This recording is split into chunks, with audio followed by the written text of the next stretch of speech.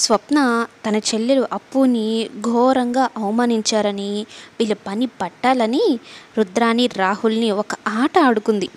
వాళ్ళు గదిలోకి వెళ్ళేసరికి బెలూన్స్లో లాఫింగ్ గ్యాస్ని నింపేసి అవి వాళ్ళు పగలగొట్టేలాగా చేసి మొత్తం ఇక కథనైతే వెనకాల నుండి చూస్తూ ఉంటుంది. వాళ్ళ ఆ బెలూన్స్ని పగలగొట్టి విపరీతంగా నవ్వుకుంటూ ఉంటారు. అలా నవ్వుతూ నవ్వుతూ దానిలక్ష్మి దగ్గరికి వెళ్తారు.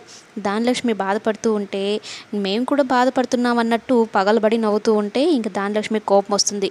రుద్రాని చెంప చెల్లు అనిపించేస్తుంది. నా కడుపు కోతతో నేను బాధపడుతుంటే నువ్వు నన్ను చూసి నవ్వుతావా, నువ్వు అసలు మనిషివేనా అంటూ తిట్టి వెళ్తుంది. ఇదేంట్రా, అది కొట్టినా కూడా నాకు నొప్పి మీద నవ్వే వస్తుంది, ఏంటి అసలు ఏమైంది అని అయితే అనుకుంటూ ఉంటుంది. దానిలక్ష్మి, నీకన్నా మేము ఎక్కువ బాధపడుతున్నాం, కళ్యాణ్ వెళ్ళిపోయినందుకు అనడము నవ్వడము ఇట్లానే ఉంటే ఇంక దానిలక్ష్మి అక్కడ నుంచి కోపంగా వెళ్ళిపోతుంది. అసలు ఎందుకు మమ్మీ ఇంతలా నవ్వుతున్నాం, మనకు అర్థం కావడం లేదు, నవ్వి నవ్వి చచ్చిపోతామేమో మమ్మీ అంటూ ఉంటే ఇంతలో స్వప్న వచ్చి అసలు విషయం చెప్తుంది. నా చెల్లిని అవమానిస్తారా, అందుకే మీకు నేను వేసిన శిక్ష అంటూ ఉంటుంది.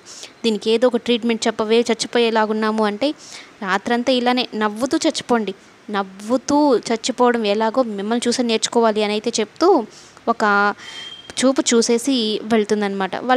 ఇదేంట్రా మన మీద ఇలా రివెంజ్ తీర్చుకుంటుంది, నవ్వి నవ్వి నేను చచ్చిపోతానేమో రాహుల్ అంటూ కుప్పకొలిపోతుంది రుద్రాని ఒక్కసారి.